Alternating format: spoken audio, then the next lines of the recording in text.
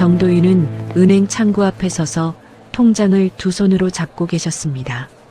화면에 표시된 숫자는 정확히 1억 원이었고 그 숫자는 그동안 버텨온 세월의 보상처럼 보였습니다. 직원의 안내를 듣는 동안에도 그의 시선은 통장에서 떨어지지 않았습니다. 집으로 돌아오는 길에 그는 몇 번이나 통장을 꺼내 확인하셨습니다. 마음 한편에서는 안도감이 밀려왔지만 동시에 막막함도 커졌습니다. 이제 회사는 없고 매달 들어오던 월급도 사라졌다는 사실이 현실로 다가왔기 때문입니다. 집에 도착하자 아내는 평소처럼 조용히 저녁을 준비하고 있었습니다. 도윤은 아무 말 없이 식탁에 앉았고 아내는 그의 얼굴을 한번 흘끗 보았습니다. 오늘 은행 다녀오셨어요? 그는 짧게 고개를 끄덕이며 대답했습니다. 응, 다녀왔어. 그 대화는 거기서 끝이었습니다. 도윤은 일부러 퇴직금 이야기를 꺼내지 않으셨습니다. 말로 꺼내는 순간 이 돈이 얼마나 중요한지 또 얼마나 두려운 존재인지 드러날 것 같았기 때문입니다. 식사를 하는 동안에도 그는 거의 숟가락을 들지 못했습니다. 머릿속에는 한 가지 생각만 맴돌았습니다. 이 돈을 그냥 두기엔 너무 늦었고 잘못 쓰면 모든 게 끝난다는 생각이었습니다. 밤이 되자 그는 혼자 거실에 앉아 통장을 다시 펼쳤습니다. 숫자는 변하지 않았지만 마음은 계속 흔들렸습니다. 평생 성실하게 살았지만 노후 준비라는 말 앞에서는 늘 부족하다고 느껴왔습니다. 그는 자신이 가족에게 짐이 되는 가장이 될지도 모른다는 두려움을 느끼셨습니다. 이 돈으로 뭔가는 해야 하지 않겠어. 그 말은 누구에게 하는 말도 아니었습니다. 스스로에게 던지는 말이었습니다. 도윤은 아직 계획이 없었지만 가만히 두는 선택만은 할 수 없다고 느끼셨습니다. 그 순간부터 퇴직금은 더 이상 안전한 돈이 아니었습니다. 선택을 강요하는 존재가 되어 그의 마음을 조용히 압박하기 시작했습니다. 며칠 뒤 도윤에게 오래전 함께 일하던 지인에게서 연락이 왔습니다. 오랜만에 전화였고 안부를 묻는 말이 이어졌습니다. 통화를 이어가던 중 자연스럽게 노후 이야기로 흘러갔습니다. 지인은 자신의 최근 근황을 이야기하며 새로운 기회를 언급했습니다. 도윤은 처음에는 그저 흘려들으셨습니다. 하지만 설명이 이어질수록 귀가 열렸습니다. 지인은 안정적이고 위험이 적은 투자라고 강조했습니다. 실제로 수익을 얻고 있다는 말도 덧붙였습니다. 도윤은 조심스럽게 질문을 던졌습니다. 이 나이에 해도 괜찮은 겁니까? 지인은 웃으며 대답했습니다. 형님, 나이대 분들이 제일 많이 하세요. 그 말은 도윤의 마음을 정확히 건드렸습니다. 뒤처지지 않았다는 느낌, 아직 기회가 남아있다는 안도감이 들었습니다. 통화를 끊은 뒤에도 그 말이 머릿속에서 떠나지 않았습니다. 그는 관련 자료를 찾아보며 스스로를 설득하기 시작했습니다. 이해되지 않는 부분도 있었지만 자세히 알 필요는 없다고 넘겼습니다. 며칠 뒤 그는 작은 금액으로 시작해보자는 생각에 이르렀습니다. 큰 결단이 아니라 시험이라고 여겼습니다. 계좌를 만들고 돈을 이체하는 순간 손이 약간 떨렸습니다. 하지만 이미 버튼을 누른 뒤였습니다. 며칠 후 수익이 발생했다는 알림이 왔습니다. 숫자는 크지 않았지만 확실히 늘어나 있었습니다. 도윤은 통장을 들여다보며 숨을 내쉬셨습니다. 괜히 걱정했나 보네. 그는 자신에게 이렇게 말했습니다. 그날 밤 오랜만에 편하게 잠자리에 드셨습니다.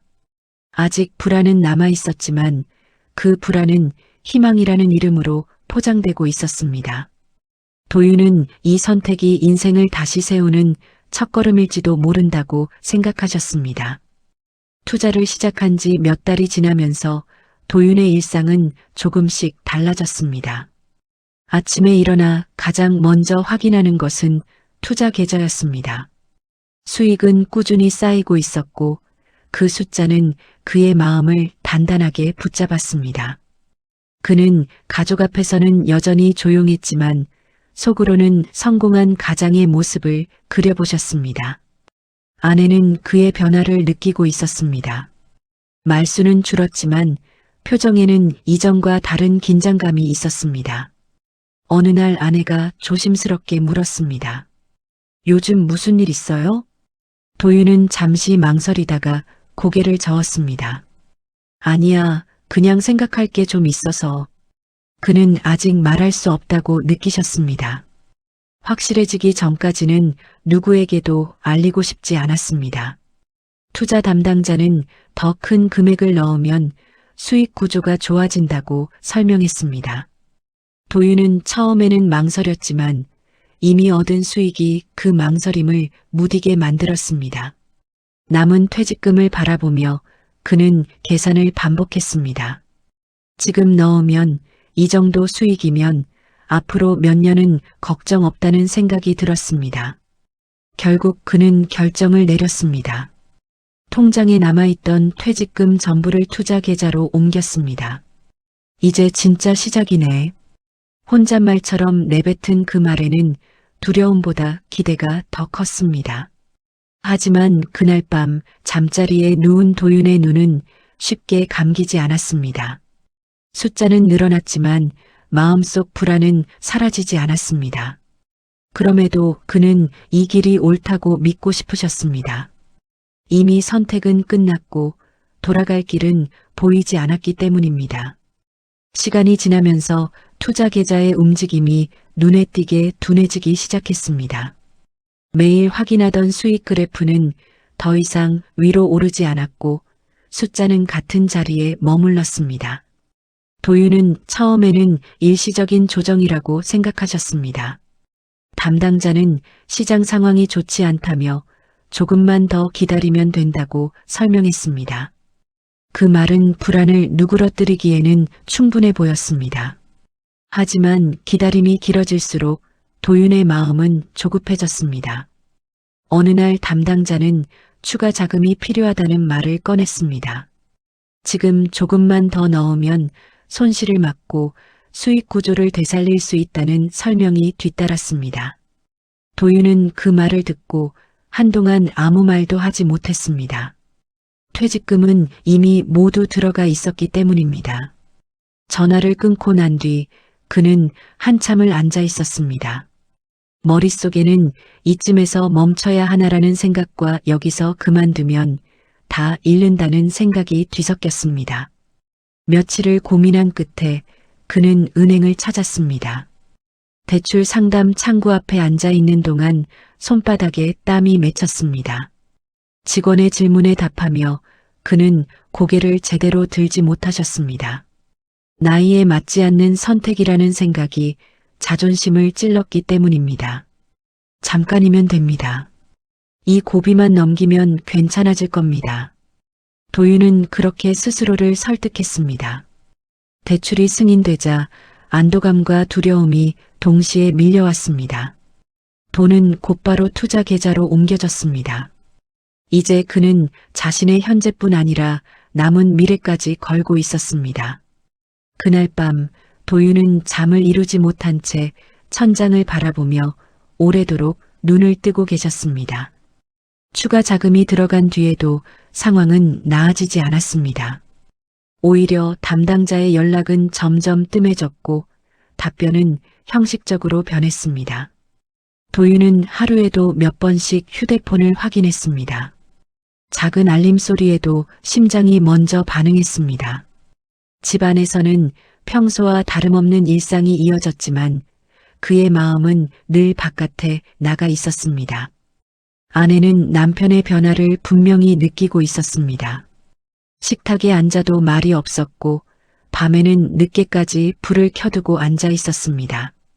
몸이 안 좋은 거 아니에요? 아내의 물음에 도윤은 애써 웃으며 넘겼습니다. 괜찮아. 그냥 좀 피곤해서. 그 말은 거짓이었지만 그에게는 다른 선택지가 없었습니다. 이미 상황은 혼자 감당하기에는 너무 커져 있었습니다. 그는 매일 계산기를 두드리며 빚과 손실을 정리하려 했지만 숫자는 점점 감당할 수 없는 크기로 변해갔습니다. 잠을 자도 개운하지 않았고 아침에 눈을 뜨는 것이 두려워졌습니다.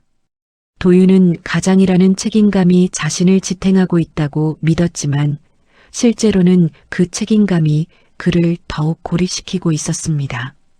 일상은 유지되고 있었지만 중심은 이미 무너지고 있었습니다. 어느 날 아침 도윤은 평소처럼 투자 사이트에 접속하려 했습니다. 하지만 화면은 끝내 열리지 않았습니다. 여러 번 새로 고침을 눌러도 결과는 같았습니다. 그는 곧바로 담당자에게 연락했지만 전화는 연결되지 않았습니다. 메시지를 보내도 답장은 오지 않았습니다. 불안은 순식간에 공포로 바뀌었습니다. 계좌를 확인하는 손이 떨렸습니다. 남아있던 금액은 보이지 않았습니다. 숫자는 사라지고 공백만 남아 있었습니다. 도윤은 한동안 화면을 바라보고만 계셨습니다. 퇴직금 1억 원은 물론 대출로 마련한 돈까지 모두 사라진 것이었습니다. 그는 외투를 챙겨 집을 나섰습니다. 목적지는 은행이었지만 무엇을 해야 할지는 알 수 없었습니다. 은행 앞에 도착한 그는 한 발짝도 더 움직이지 못했습니다. 다리에 힘이 풀려 그대로 주저앉고 말았습니다. 주변 사람들의 시선은 느껴졌지만 신경 쓸 여유가 없었습니다. 이제 남은 것은 3억 원의 빚뿐이라는 사실이 그의 가슴을 짓눌렀습니다. 도윤은 그날 처음으로 모든 것을 잃었다는 현실을 온몸으로 받아들이셨습니다. 인생에서 가장 긴 하루가 그렇게 흘러가고 있었습니다. 집으로 돌아온 도윤은 한동안 말없이 앉아 있었습니다. 더 이상 숨길 수 없다는 사실을 알고 있었습니다. 저녁이 되어 가족이 모이자 그는 조용히 고개를 들었습니다. 손은 떨렸고 목은 쉽게 잠겼습니다. 나 할 말이 있어. 그 한마디를 꺼내는데 오랜 시간이 걸렸습니다. 그는 투자 이야기부터 손실 그리고 빚에 이르기까지 모든 과정을 차분히 설명했습니다. 말이 이어질수록 그의 어깨는 점점 내려갔습니다. 말을 마쳤을 때 그는 고개를 들지 못했습니다. 집안에는 잠시 침묵이 흘렀습니다. 분노나 고성이 터질 것이라 예상했지만 현실은 달랐습니다. 아내는 깊은 숨을 내쉬었고 자식들은 말을 잇지 못했습니다. 혼자 너무 많이 버티려고 했네요. 아내의 그 말에 도윤은 처음으로 눈을 감았습니다. 그동안 가장이라는 이름으로 혼자 짊어졌던 무게가 한꺼번에 내려오는 느낌이었습니다. 가족은 문제를 외면하지 않기로 했습니다. 그 순간 도윤은 비로소 혼자가 아니라는 사실을 깨달으셨습니다. 며칠 뒤 도윤은 법률 상담을 받으며 현실적인 해결책을 찾기 시작했습니다. 채무조정이라는 단어가 처음에는 낯설었지만 그것이 지금 할 수 있는 최선임을 받아들였습니다. 빚은 여전히 컸고 하루아침에 사라지지 않았습니다. 하지만 방향은 분명해졌습니다. 그는 더 이상 단번에 인생을 바꾸려 하지 않았습니다. 작은 일자리부터 알아보며 하루를 채우기 시작했습니다. 몸은 힘들었지만 마음은 오히려 차분해졌습니다. 매일 해야 할 일이 있다는 사실이 그를 버티게 했습니다. 가족과의 대화도 조금씩 늘어났습니다. 숨기지 않으니 관계는 오히려 솔직해졌습니다. 도윤은 과거의 선택을 후회하면서도 그 선택이 자신을 완전히 무너뜨리지는 않았다고 느끼셨습니다. 이제 그는 알고 계셨습니다. 인생은 돈으로만 증명되는 것이 아니라는 사실을 말입니다. 빚은 남아있지만 삶은 계속되고 있었습니다. 도윤은 오늘도 조용히 하루를 살아가며 같은 선택 앞에 선 누군가를 마음속으로 떠올리고 계셨습니다.